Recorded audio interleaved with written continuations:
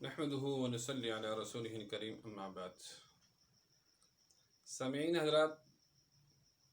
ہم نے ایک موضوع چھیڑا ہے اور اس کی ابتدا کر دی ہے، اور وہ علم طب ہے۔ اب طب کیا ہے، اس کو ہمیں سیکھنا پڑے گا۔ اگر ہم کوشش کریں تو کچھ مدت کے اندر الحمدللہ طب کو ہم سیکھ سکتے ہیں، اور اس کی عملی مشق اپنے کسی استاذ جو آپ کے قریب ہو اور جو عملی طور پر کتب خانہ جیسے چلایا جاتا ہے، عوام کتابوں کا کام سیکھتے ہیں، اس طریقے سے ہمیں ایک دواخانے کا کام سیکھنا پڑے گا، جہاں وہ حکیم ہے اور دوائیوں کا مستقل وہ کام کر رہا ہے، لوگ اس سے علاج کرا رہے ہیں، تو ان کے ساتھ کچھ عرصہ رہے کہ ہمیں کافی چیزوں کی معلومات ہو جائے گی، سیکھ جائیں گے، کیونکہ آگے ایک موضوع آ رہا ہے۔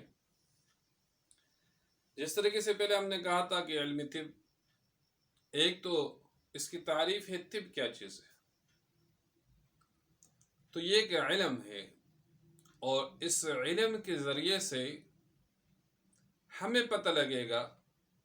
انسان کے بدن کے متعلق حالت صحت اور حالت بیماری کے متعلق، کہ صحت کیا ہے، بیماری کیا ہے، اور اس کے ذریعے سے ہمیں عملی زندگی پہ بھی آنا پڑے گا، لیکن سب سے پہلے یہ ہم اس کی تعریف کو سمجھتے ہو، اور ایک اس کا موضوع اور اس کی غرض و غایت۔ موضوع جو ہے وہ انسان کا بدن ہے، اگر وہ صحت مند ہے تو اس صحت کو کیسے قائم اور دائم رکھا جائے، اور اگر یہ بیمار ہے تو اس بیماری کا ازالہ کیسے ہو، بیماری حالت صحت کے اندر کیسے تبدیل ہو جائے، یہ اس کی غرض و غایت ہے۔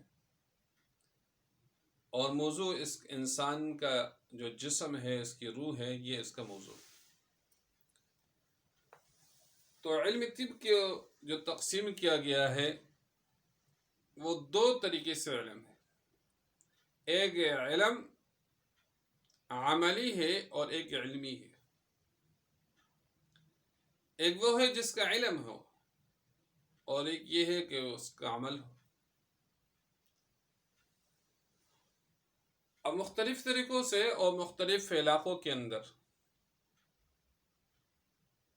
ہر چیز کی ایک مشق کی جاتی ہے، لہذا طب کی عملی اور علمی ان دونوں کا موضوع وہ ایک ہی ہے، وہ علم ہے، لیکن ایک چیز وہ ہے جس کا ہمیں علم ہو، اور ایک یہ ہے کہ عملی طریقے سے جانتے ہیں۔ مثلا آپ تمام لوگ جانتے ہیں کہ سالن کیسے بنایا جاتا ہے، بھئی یہ چیزیں ڈالنی پڑتی ہے، علم ہے، لیکن جب عملی زندگی میں آتے ہیں تو پھر ہر ایک سالن نہیں بنا سکتا ہے جب تک کہ اس کے لیے اس نے مشق نہ کی ہو۔ اس طریقے سے علم طب ہے، ایک تو یہ علم ہے جس کو ہم علمی کہتے ہیں کہ ہمیں پتہ ہے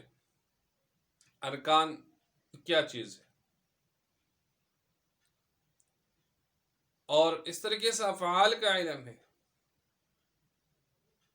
اور مختلف طریقوں سے مختلف چیزوں کا جو ہے وہ علم ہے ہمیں، لیکن عمل کسی کی ہڈی ٹوٹ گئی اس طریقے سے جوڑنا ہے، لیکن جوڑ کے دکھا دینا، ان دونوں کو جوڑ لینا، اس پہ پٹی کا باندھ لینا، یا ورزش کرا لینا یا کر لینا، اب یہ عملی زندگی ہے۔ تو لہٰذا طب کے اندر بھی ایک علمی ایک حصہ ہے، دوسرا عملی ہے۔ اب علمی کیا چیز ہے، عملی کیا ہے، اس کی تفصیل آگے آ رہی ہے، اور اگلے سبقوں کے اندر آپ کو جو ہے بیان کر دیا جائے گا۔ وآخر دعوانا ان الحمد للہ رب العالمین۔